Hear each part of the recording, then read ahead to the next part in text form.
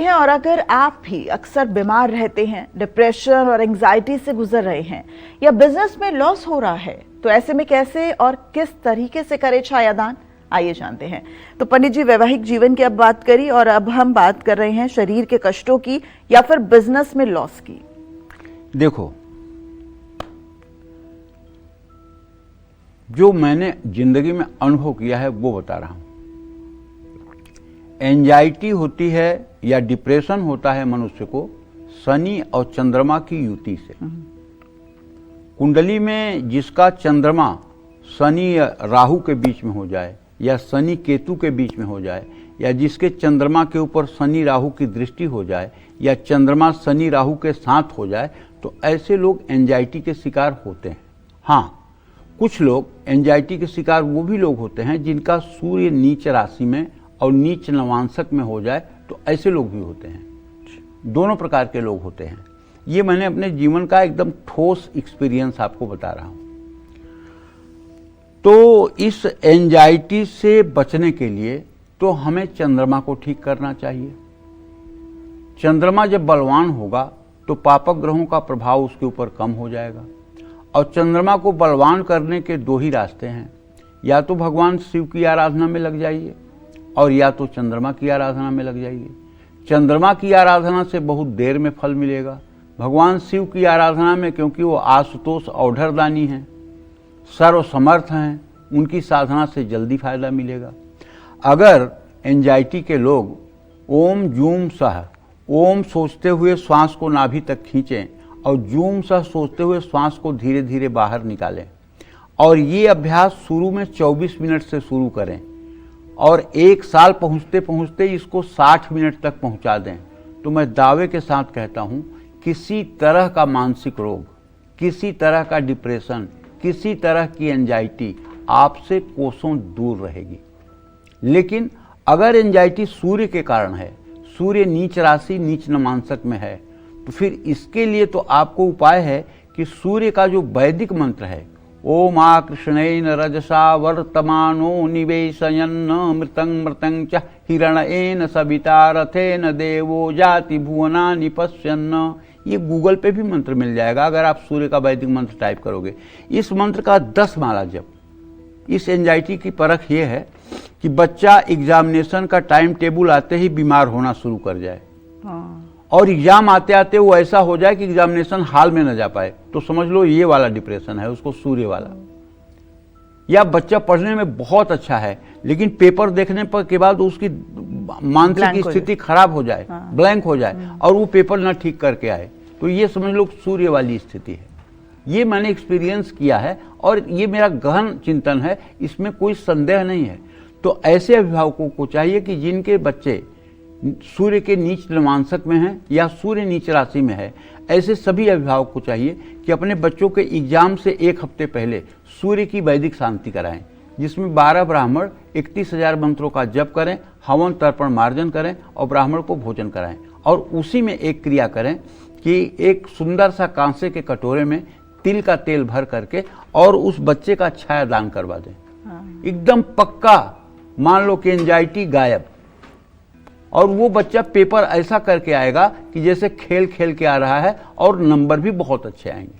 ऐसा होता है वाकई में? अरे होता ही है। मैं कोई बिना अनुभव की बात बोलता ही नहीं हूं। मैं केवल बोलने के लिए नहीं बोलता हूं, मैं वही बोलता हूं जो मेरा एक्सपीरियंस, जो मेरा प्रयोग और जो मैंने देखा है। जी, बड़ा कारगर है फिर तो छायादान।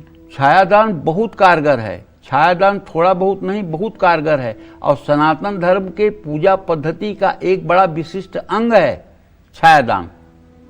छायादान सनातन धर्म के पूजा पद्धति का एक अभिन्न अंग है। जानकारी के अभाव में लोग इसको नहीं जानते हैं, क्योंकि आजकल तो पंडिताई 3 ही बातों पे हो जाती है। एक तो कह दो कि आपको काल सर्प दोष है, दूसरा कह दो कि आपको पितर दोष है, और तीसरा कह दो कि आपके ऊपर कुछ किया कराया है। किसी ने आपके ऊपर ब्लैक मैजिक करवा दिया है, किसी ने आपके ऊपर जादू टोना करवा दिया है। बस 3 बात कह दीजिए। अब 3 बातों का आपसे उपाय कराएंगे, आपको कुछ माल टाल मिल जाएगा, उनका चाहे कुछ भला हो या ना हो, आपका भला तो हो ही जाएगा। जबकि काल सर्प योग ज्योतिष का कोई योग नहीं है। ज्योतिष की सारी किताबें मैंने भी पढ़ी है, कहीं काल सर्प योग का किसी प्रामाणिक ग्रंथ में नाम नहीं है। ये हिंदी की बुक्स जो लिखी गई हैं उन्हीं में काल सर्प योग का नाम है। पितर दोष जानने की कोई विधा नहीं है। जिनके माता पिता जीवित हैं उनको पितर दोष कैसे लगेगा? पितर दोष तो उनको लगेगा जिनके माता पिता नहीं हैं। तो पितर दोष तो यहाँ 8 साल के बच्चे को भी बता रहे हैं। और अगर आपको कोई परेशानी है तो आपकी जेठानी या आपकी देवरानी के नाम लगा दिया जाएगा, उसने आपके ऊपर कुछ करवा दिया है। और आप महिला स्वभाव की हैं, आपको शक जल्दी होगा, आप मान भी लेंगी कि हाँ जेठानी देवरानी हमसे जलती हैं तो उन्होंने मेरे ऊपर जरूर कुछ करवाया होगा। तो आप पागल होकर उन्हीं के पीछे घूमने लगेंगी। काला जादू कर दिया है, ये करवा दिया है, वो करवा दिया है। कोई आज तक ये कहने वाला नहीं मिला कि महाराज जी मैंने पूर्व जन्म में कोई पाप किया है जिसके कारण मैं भोग रही हूँ या जिसके कारण मैं भोग रहा हूँ। कोई कहने वाला ये नहीं मिला। सब धर्मात्मा हैं, खुद को सब पूर्व जन्म में मतलब कि मोती दान करके आए हैं। कोई नहीं कहता कि मेरे पूर्व जन्म के कोई पाप हैं जिसके कारण मैं ये मतलब कि दुख सह रहा हूँ। कोई कहने वाला नहीं मिला। कुछ करवा दिया किसी ने, कुछ कर दिया किसी ने। हमारे घर के सामने इतनी बड़ी कील मिल गई, हमारे घर के सामने उड़द मिल गई, हमारे घर के सामने पीले फूल मिल गए, हमारे घर के सामने नींबू मिल गया। अरे मैं तो किसी को डराने के लिए अगर किसी के घर के सामने नींबू या जायफल या कोई चीज रख दीजिए तो डर के मारे, शंका के मारे भूत पकड़ लेगा। भूत शंका है। अगर आपको शक हो गया किसी बात पर तो वही भूत है। तो कहने का आशय ये है कि कारोबार में अगर घाटा हो रहा है, साझेदारों से विवाद है, साझेदार नुकसान पहुंचा रहे हैं, तो बुधवार को पीतल के कटोरे में घी भरकर उसमें अपनी छाया देखकर योग्य पात्र या जरूरतमंद को दान करें। सुंदरकांड और हनुमान चालीसा का नियमित पाठ करें। कुंडली में शनि ये दूसरे स्थान में बैठकर दांतों का रोग दे रहा है, या चौथे भाव में वायु से जुड़े रोग दे रहा है, या छठे, सातवें, आठवें भाव में बैठा शनि जोड़ों में दर्द देता है, 10वें भाव में बैठा शनि भयंकर वायु रोग देता है, आप लंबे समय से बीमार हैं, किसी गंभीर रोग से पीड़ित हैं, बार बार बीमार पड़ते हैं, मानसिक और शारीरिक स्वास्थ्य ठीक नहीं है, डिप्रेशन या एंजाइटी से परेशान हैं, तो शनिवार को लोहे के बर्तन में तिल का तेल भरकर उसमें अपना चेहरा देखकर दान कर दीजिए। ये उपाय 19 शनिवार कर दीजिए।